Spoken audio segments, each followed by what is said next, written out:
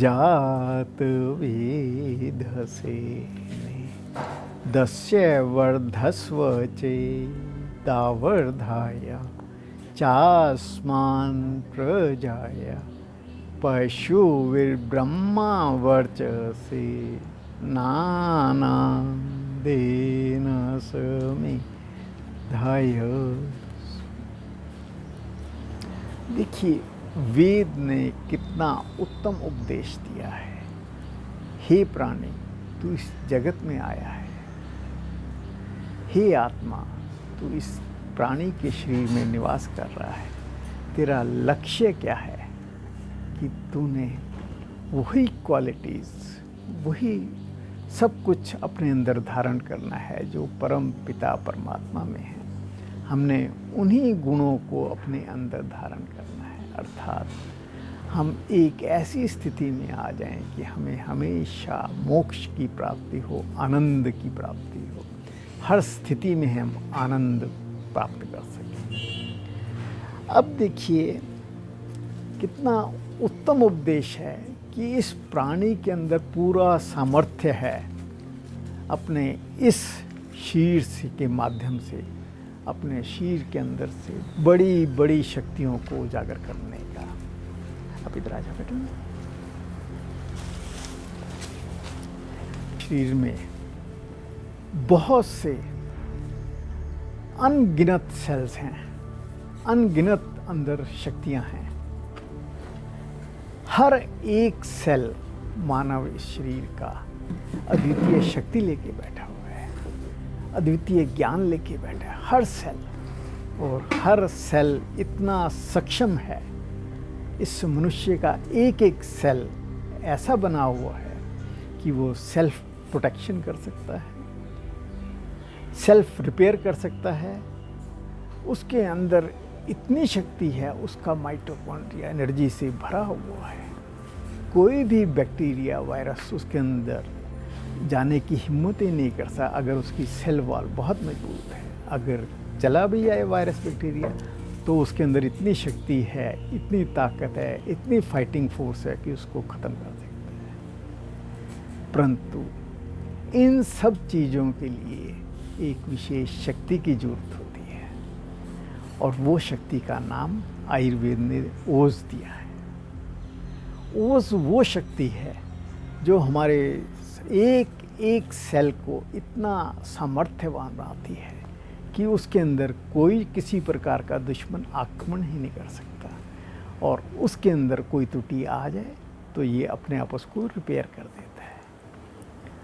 और दूसरा, जब प्राणी इस संसार में आता है तो आप देखिए किसी भी प्राणी को हर समय ये ध्यान रखना चाहिए कि जो हो रहा है, जो घट रहा है, उस पे उसका कोई वश नहीं है। संसार ने अपने हिसाब से चलना है, परंतु उसमें इतना सामर्थ्य होना चाहिए कि हर स्थिति को बड़े आराम से आनंदित होकर सहन कर सके और उसको उसमें कोई तकलीफ़ ना आए। अपने आप को हमने इस तरह बनाना है क्योंकि वातावरण का, परिस्थितियों का हमारे ऊपर कोई असर ना हो, यही एक जीवन है। क्योंकि वो तो एक परमात्मा ने देनी ही देनी है। सुख और दुख तो ज़िंदगी में आने ही आने हैं और इन सब के लिए हमें ज़रूरत है एक अद्वितीय ओज की। ओज वो शक्ति है जो कि हमारे एक एक सेल को, हमारे शरीर को पूर्णतया एकदम मजबूत करके रखती है, एक फाइटिंग फोर्स जगा के रखती है। अब उस ओज के लिए हमारा शरीर और हमारा मन, हमें इन दोनों को मजबूत करना है। शरीर को मजबूत करने के लिए हमारे पास आहार है। अगर हम वास्तविक रूप से अगर हम बहुत उत्तम आहार लेना शुरू करें, वो आहार जो कि शरीर के अंदर जाके बहुत अच्छी तरह पचे और हमारे शरीर के एक एक सेल को लाए। हमारा सबसे उत्तम वेद ने क्या कहा है कि आहार कैसा भी हो परंतु जब उसको मन से खाया जाता है, आनंदित होकर खाया जाता है, वो आपके सारे शरीर को परिपूर्ण करता है। और इसके अलावा हमारे शरीर के चलाने के लिए, शारीरिक शक्ति को चलाने के लिए हमारे पास वेद ने और हमारे पतंजलि जी ने योग का बहुत अच्छा एक वो दिया है। योग क्रिया करने मात्र से हमारे शरीर का एक एक सेल प्रफुल्लित होता है। इन दोनों के अलावा वेद ने एक बहुत अच्छा ज्ञान दिया है कि हमारे को अगर शरीर में ओज की वृद्धि करनी है तो हमें नित्य प्रति शरीर को मसाज करनी पड़ती है, मालिश करनी पड़ती है, ताकि एक एक सेल में पूर्णतया मूवमेंट हो सके, एनर्जी भर सके। यहाँ तक तो हमारा एक ज्ञान था सीमित, जो कि हमने शारीरिक उसके लिए किया है। शारीरिक उसके लिए एक बहुत उत्तम ज्ञान वेद ने दिया है, आयुर्वेद ने दिया है कि जितने भी केमिकल्स हैं, चाहे वो किसी रूप में हैं, चाहे वो दवाई के रूप में हैं, चाहे वो प्रिजर्वेटिव के रूप में हैं, उनका हमारे शरीर के ऊपर दुष्प्रभाव पड़ता है। और हर केमिकल, चाहे वो प्रिजर्वेटिव, चाहे दवाई का रूप, चाहे उसके पेस्टिसाइड के रूप में, वो हमारे एक एक सेल को क्षीण कर रहा होता है, जिसका हमें ऊपरी तौर पे पता नहीं चलता। परंतु जैसे आजकल के समय में जितनी भी लोगों को दुविधाएं हो रही हैं, दिक्कतें हो रही हैं, उसका यही कारण है कि हमारे अंदर ओज बहुत क्षीण है।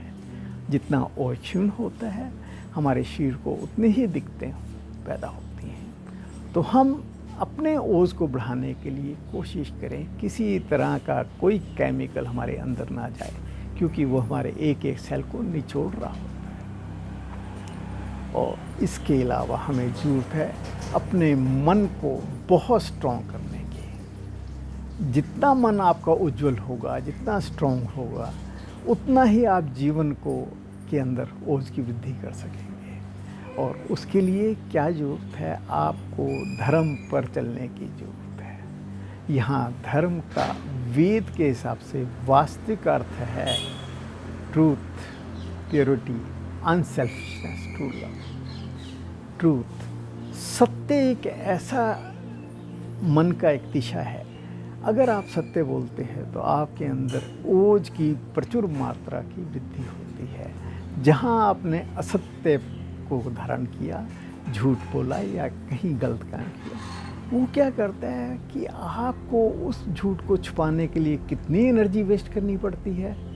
जितनी एनर्जी आपकी वेस्ट होगी, आपका ओज उतना ही कम होगा। दूसरा सबसे उत्तम उपाय है प्योरिटी ऑफ माइंड। जितनी आपकी मानसिकता शुद्ध होगी, आपका ओज उतना ही बढ़ता रहेगा। अपवित्र मन आपको खुद को दूषित करता है, आपके ओज को कम करता है। और तीसरा बताया उपाय अनसेल्फिशनेस। जिस टाइम हम कुछ भी कार्य निस्वार्थ भाव से करते हैं, जिसके अंदर हमारा स्वार्थ नहीं होता, तो हमारी आत्मा, हमारा मन, हमारा मस्तिष्क बहुत खिलता है, बहुत आनंदित होता है और वो बहुत उत्तम ओज को उत्पन्न करता है। और इसके अतिरिक्त जो सबसे लास्ट में बताया है ट्रू लव, कि हमारे अंदर एक ऐसी ज्वाला जगनी चाहिए कि हम हर प्राणी से बहुत प्यार करें। ये जिस टाइम हमारे मन के अंदर ये भावना आ जाती है तो मन खिलना शुरू हो जाता है, एक फूल की तरह खिलना शुरू हो जाता है। और वो फूल का खिलना ही हमारे अंदर ओज की वृद्धि करता है। तो क्यों ना हम अपने ओज की वृद्धि करने के लिए कि अपने मन को इस दिशा की तरफ लेके जाएं, तो हमारे अंदर truth, purity, unselfish, true love इतना प्यार अंदर समा जाए कि हमारा जो मस्तिष्क है, हमारा मन, हमारा शरीर सब खिलने लगेगा। जिस टाइम ये चीज़ें पैदा होती हैं, truth, purity, unselfish, true love, हमारे हार्मोन्स अपने आप generate, healthy and happy hormones multiply कर जाते हैं और हमारे अंदर असीम ओज की वृद्धि। तो क्यों ना हम वेद पे, आयुर्वेद पे और योग के माध्यम से चलते हुए अपने ओज की वृद्धि करें और इन परिस्थितियों का ऐसा सामना करें कि हम जीवन का वास्तविक आनंद ले सकें। ओम शांति।